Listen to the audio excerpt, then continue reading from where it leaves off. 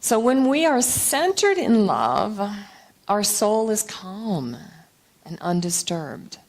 And the eternality of that divine principle that makes all things possible can express through us. And as we begin to understand the teachings of science of mind at a deeper level, what we uncover is that love points the way and law makes the way possible. So love is spontaneous. It is the personal use that we make of the one.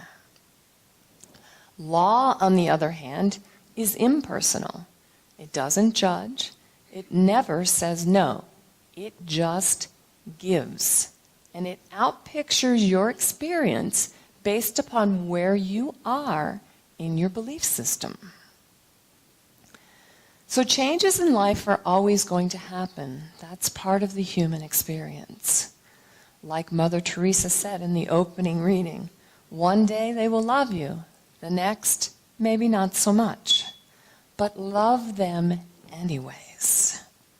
Because what will shift is your perception of the experience. And when it does, you can release the drama and stand in the truth of who you are as a spiritual being. I said during the opening meditation that love is the healing, motivating power of the universe. Whether we think or act from a place of love is totally up to us. The Great Spirit is that love within us.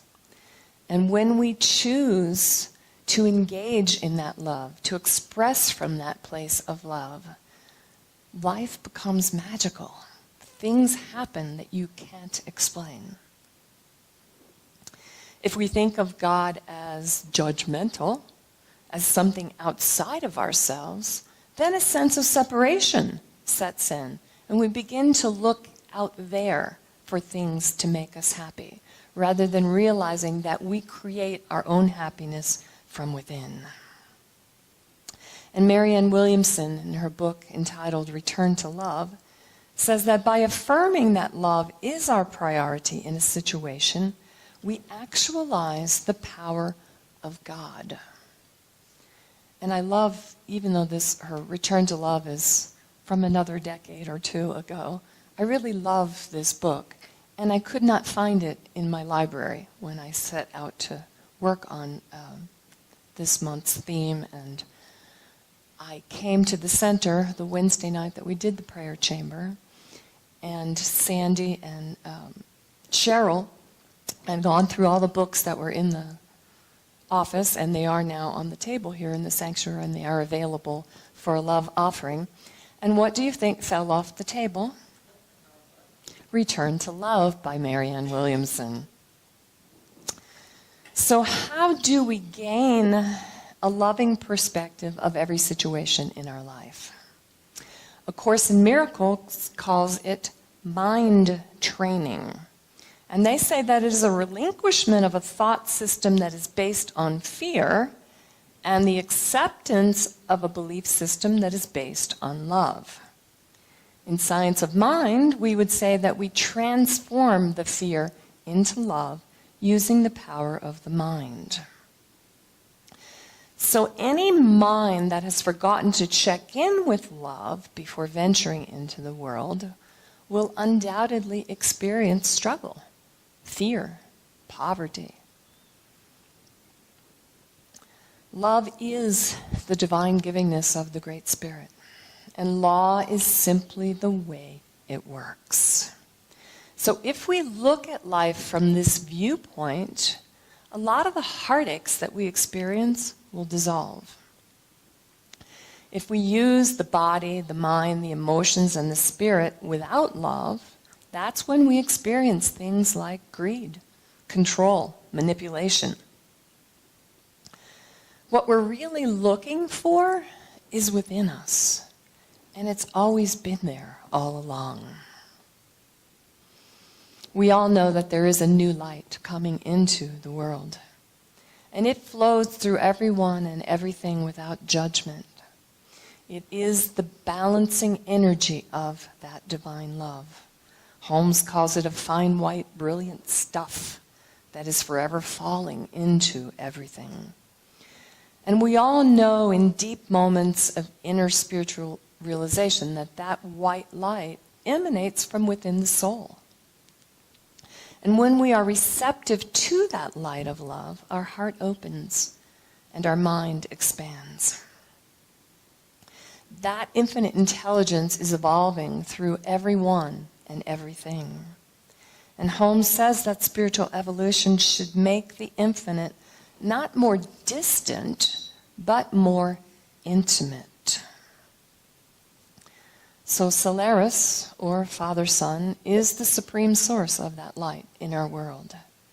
And as that light is orbing into our collective consciousness, it's important to really practice, to engage in the work. So how do we do this? In the Science of Mind teaching, we share 4 spiritual tools: affirmations, prayer, meditation, and creative visualization. So let's practice affirming. There is a power for good in the universe, and I can use it. There is a power for good in the universe, and I can use it. Emma Curtis Hopkins, the great mystic, wants you to say that 15 times. I was taught morning, noon, and night. What's important is that you say it until you can embody it at a subjective level and it becomes part of your belief system. Then, any time a thought of scarcity or lack or competition rises, you can go within. You can engage the mind and the body, breathing in, and then you can relax it and allow yourself entrance into a more meditative state of mind, a place of peace and compassion. And while you're there, you can use the practice of creative visualization to imagine that all the old ideas of lack and limitation are simply falling like raindrops, clearing out everything that no longer serves. And when you can engage in that unity with the One, then we begin the work of spiritual mind treatment or affirmative prayer, where we direct that energy towards a specific purpose from a place of love. And we've been brought up in a world that doesn't really understand love. It's a lot easier to gossip and to spread negativity than it is to do the inner work. Marianne Williams again. The return to love is hardly the end of life's adventure. It is the real beginning, the return to who you are. So when we use the power of the mind from a place of love, we are co-creating with the Great Spirit. The power itself is absolute. The way we use it is relative, which means that it's up to us to stand in the truth of who we are. If we believe in fear, fear will enter into our experience. If we believe in love, love will enter into our experience. Mahatma Gandhi says, I can see that in the midst of darkness, light persists. Hence I gather that God is life, truth, light. God is love. God is the supreme good. Marianne Williamson calls it God. Gandhi calls it the supreme good. I like to call it the Great Spirit. I don't care what you call it, but I do care that you call it. Because when you do, your world becomes magical. And as the divine human creators that we are, it is our responsibility to move that supreme good consciously. So let's affirm together. God is life, truth, light, and love. God is light, truth, light, and love. I am life, truth, light, and love.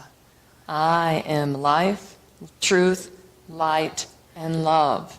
You are life, truth, light, and love. You are life, truth, light, and love. So how do we see the good in everyone and everything? Well, here's the first clue. Whatever you see in someone else is a direct reflection of yourself. So if you see anger, rest assured, there is anger emanating from within you. If you see peace, then you know that peace lives within you. Love isn't an illusion. We see and we feel the effects of love. And when the richness of the outer stirs our imagination, that's when we enter into the higher realms of consciousness. And we emanate that Christed consciousness. We experience that enlightenment.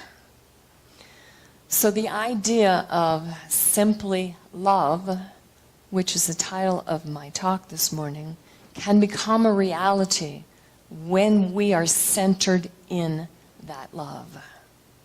And so know right here and right now that I love each and every one of you from my heart.